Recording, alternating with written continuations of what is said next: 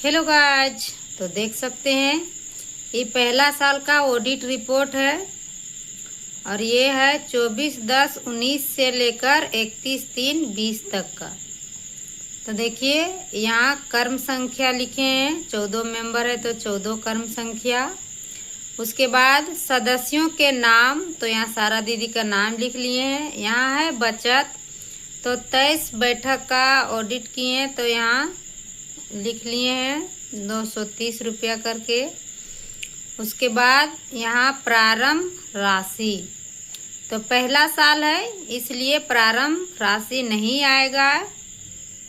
देखिए अब अगला कॉलम है लघु ऋण संख्या, उसके बाद है लघु ऋण राशि, उसके बाद है बड़े ऋण संख्या, बड़े ऋण राशि, अगला है कुल ऋण संख्या, अगला है कुल ऋण राशि, अगला है वापसी किस्त, वापसी ब्याज और शेष ऋण राशि।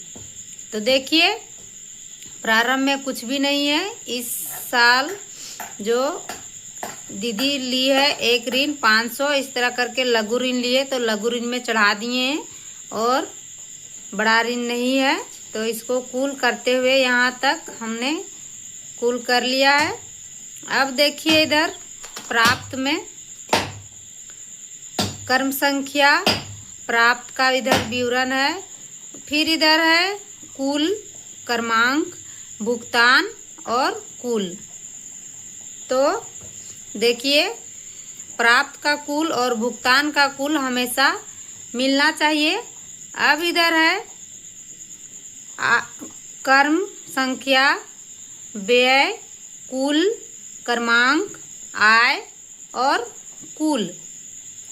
तो इस पहला साल में व्यय नहीं हुआ है, मतलब खर्चा कुछ नहीं हुआ इसलिए नहीं लिखे हैं, और आय के तरफ ब्याज लिखे हैं और अन्य प्राप्त। अब इधर दायित्व संपत्ति में देखिए क्रमांक, दायित्व, इस साल कर्म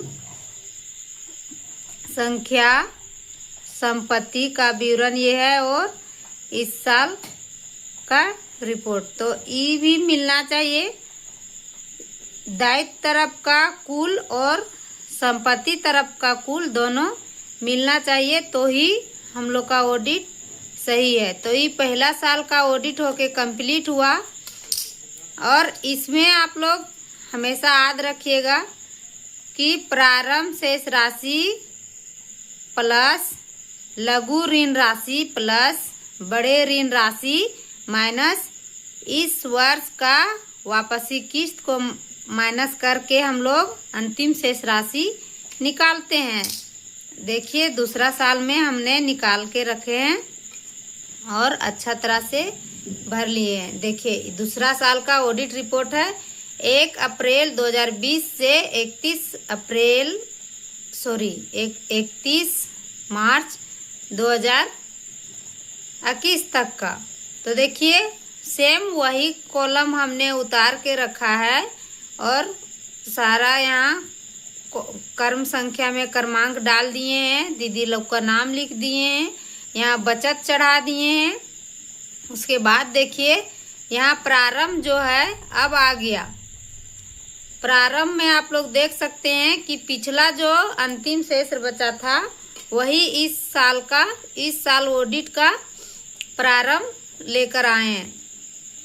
तो अंतिम शेष 2500 था और यहाँ भी 2500 है, ठीक है। अब देखिए ये प्रारंभ प्लस इस साल का लघु ऋण प्लस यहाँ बड़ा ऋण रहता तो इसको जोड़ते और कुल मिलाकर इतना आया 11,500। अब माइनस करेंगे 2,000 तो 9,500 आया। देखिए प्राप्त तरफ सेम वही प्रोसेस रहेगा, सिर्फ यहाँ दायित्व और संपत्ति में चेंज हो जाएगा। देखिए पहला साल में पिछला साल नहीं था, इस साल में देखिए आ गया दूसरा साल का ऑडिट में पिछला साल और इस साल। पिछला साल का हिसाब ये है दायित्व और संपत्ति का। और इस साल में क्या किए हैं देखिए, सदस्यों के बचत 3120 रुपया था और प्राप्त के ओर इस साल का जो ऑडिट किए हैं उसमें प्राप्त हुआ है 7280 रुपया। तो दोनों को जोड़ दिए तो आया 10,400। अब देखिए बचा हुआ आय में पिछला साल का है 115 रुपया और इस साल का है 855 रुपया। दोनों जोड़ दिए तो हो गया 970 रुपया।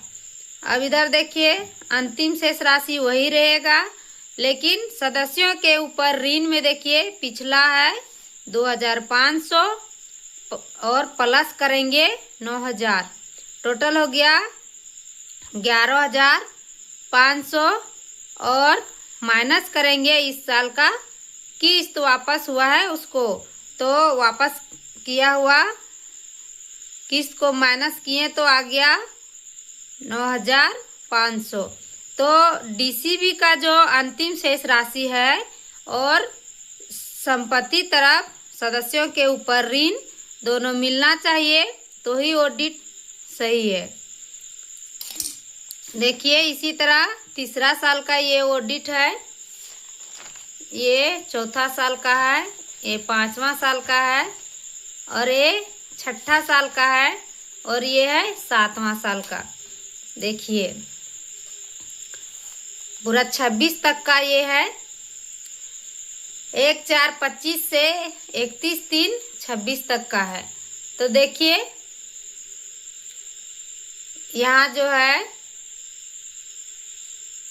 बचत सबका 510 रुपया करके जमा हुआ है, तो टोटल हो गया 6630 रुपया।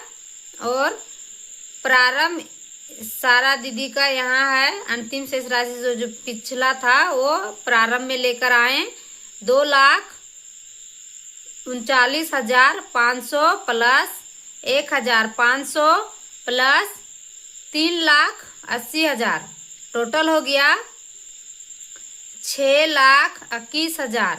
उसमें माइनस किए 1,57,500, तो अंतिम शेष राशि बच गया 4,63,500।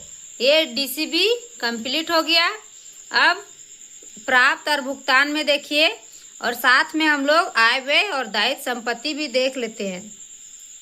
तो देख सकते हैं ये समूह में दीदी लोग क्या की है कि जो बचा हुआ आय था वो राशि लोग बांट ली है 3,500 करके 13 मेंबर, तो 45,500 यहाँ बांट लिए। देखिए तो जब व्यय के तरफ ज़्यादा हो गया तो यहाँ आय से अधिक व्यय हो गया। अब इसको माइनस कर दिए, यहाँ बचा हुआ आय जो है उसको माइनस करना है आय से अधिक व्यय। तब यहाँ लिखे हैं पहले से था 45,703 रुपया और इस साल में घटा हुआ आय है उसको यहाँ माइनस कर दिए तो आया 35,626 रुपया। और देखिए सदस्यों के बचत जो है पिछला में था, पिछला साल तक 38,220 रुपया और इस साल का हुआ है 6,630 रुपया। तो दोनों मिला के यहाँ जोड़ के लिखे हैं हुआ है 44,850 रुपया। बैंक ऋण पिछला का था 1,18,255 रुपया और इस साल फिर बैंक से ऋण मिला है 3,89,000।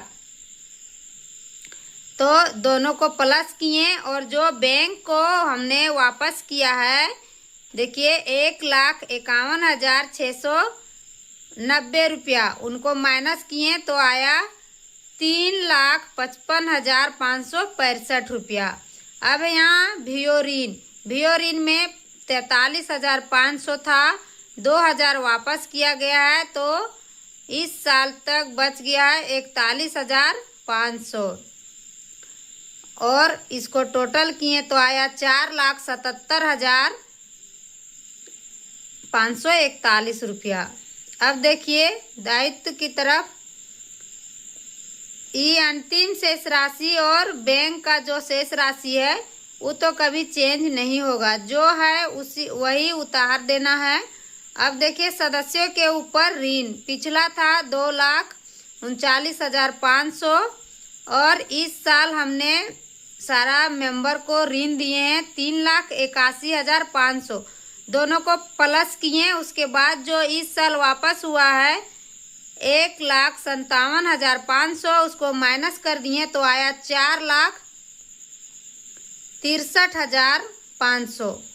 अब देखिए वीओ बचत, वीओ को जो ग्राम संगठन को समूह बचत जमा किया है वो पिछला साल 1,900 था, 1,900।